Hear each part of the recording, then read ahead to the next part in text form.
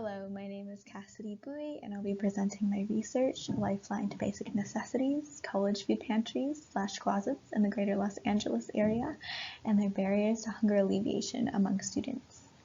Students of today are well aware of the effects of food insecurity. The stereotypical trope of the starving college student eating instant noodles or skipping meals should not be normalized, and hunger plagues every community in the nation. At a glance, more than 34 million Americans, including 9 million children, are food insecure. Your neighbor, classmate, roommate, or even your professor may be having difficulty getting enough food to eat. Food insecurity affects approximately 45% of all college students, and if you do the math, that means approximately 9 million college students are affected by food insecurity. Being food insecure has lifetime impacts.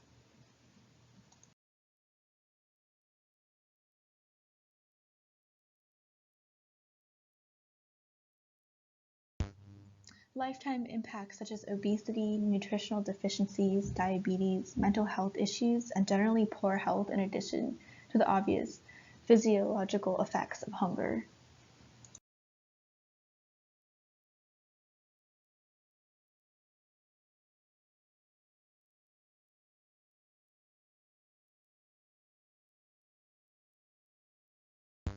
In my community-engaged capstone research project with Student Lunchbox, I studied food insecurity among college students using a community-based participatory research approach, or CBPR for short.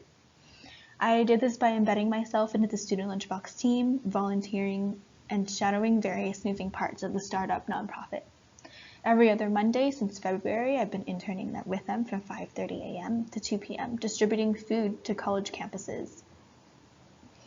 I then had discussions between me, Student Lunchbox, and the community of food insecure college students that they serve.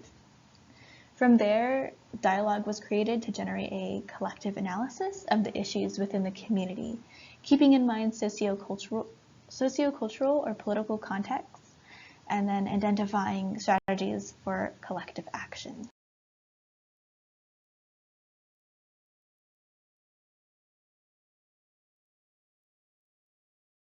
Here are my 4 research questions that was decided on with my community partner, Student Lunchbox, after extensive discussions on this project. So the first is, what is the impact of college food closets/pantries for the food insecure students? What challenges do college food pantries face to provide enough goods to all students in need? What steps do pantries take to destigmatize the food distribution process? What could be done to improve food closets and pantries? Okay, let's jump into my methods.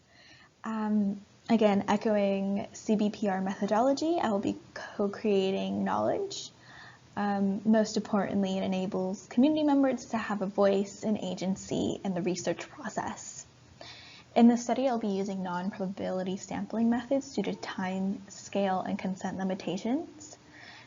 A convenience sampling method, a type of non-probability technique, will be utilized. So the people that happen to be the easiest to reach for me make up a convenience sample. Through Carlin, the CEO of Student Lunchbox and my main point of contact for this project, participants were selected based on their availability and willingness to be interviewed. So the interviews will be transcribed, anonymized, and coded for themes and consistency in order to evaluate the data. To just transcribe and begin early analysis of each conversation, I will use Otter.ai, a computerized text-to-speech translation tool.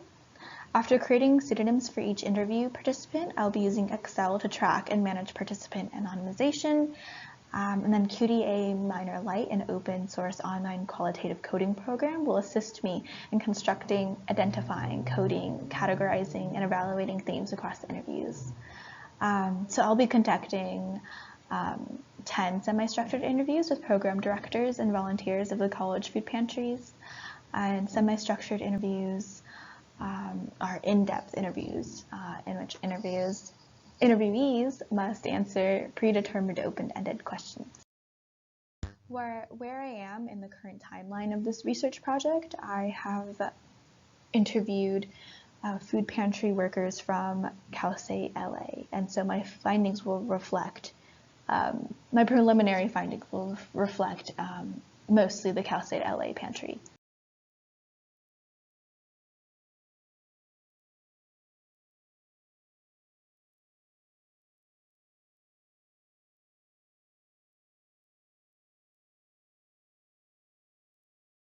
Okay, so shown on the screen are my 6 themes when reviewing the transcripts from the food pantry workers I interviewed.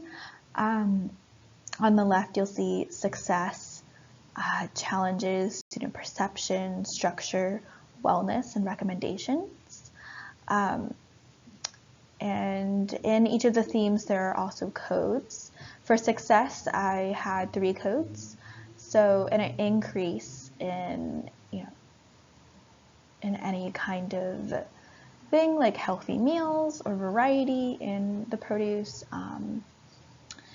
and partnerships and resources. And for challenges, I was broken up into 3 codes: finance / financial challenges, bureaucracy, and then supply and demand. Below student perception is student concerns, student praises, the stigmatization / destigmatization, and then for structure, codes like hours and logistics were there, and for wellness, codes like mental health, academics, and general health. And then finally, recommendations for the student experience.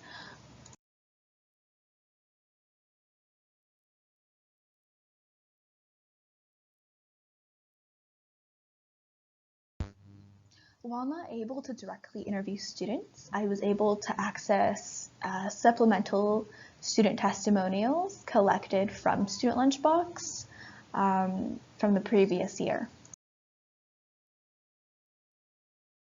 The student testimonials had echoed similar codes and themes, but with the impacts on how the pandemic affected food insecurity. That is attributed to the timing of when these testimonials were collected by Student Lunchbox. It echoed the same kinds of things like their general struggles with food insecurity, financial burdens, and in general, they had positive feedback for Student Lunchbox and their respective college food pantries, and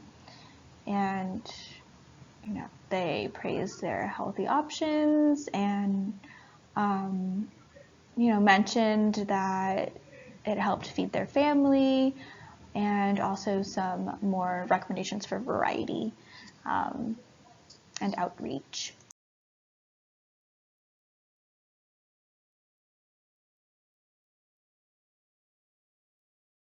Now we move on to the discussion section with implications, limitations, and recommendations.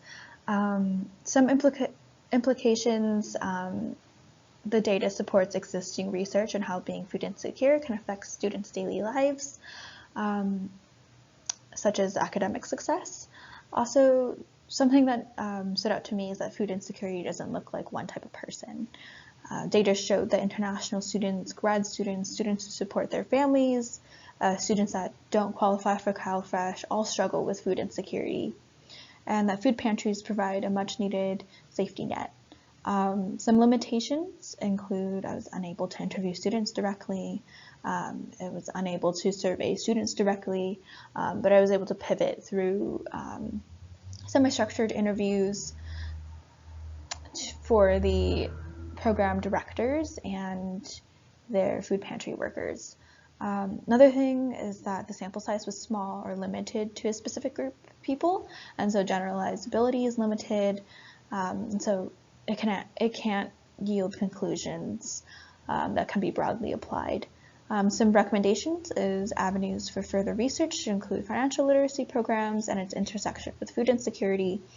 This stems from the Cal State LA Food Pantry employees' recommendations, and further research should be done on effective methods to efficiently meet supply demands for food. Next steps, I will continue to interview food pantry workers from other partners with Student Lunchbox. I'd like to do a quick acknowledgement and thanks to the founder of Student Lunchbox, Carlin Naridanyan, and all of Student Lunchbox's partners, and my faculty advisor, Zach Ritter and Bemi Marahamli. Thank you so much for listening.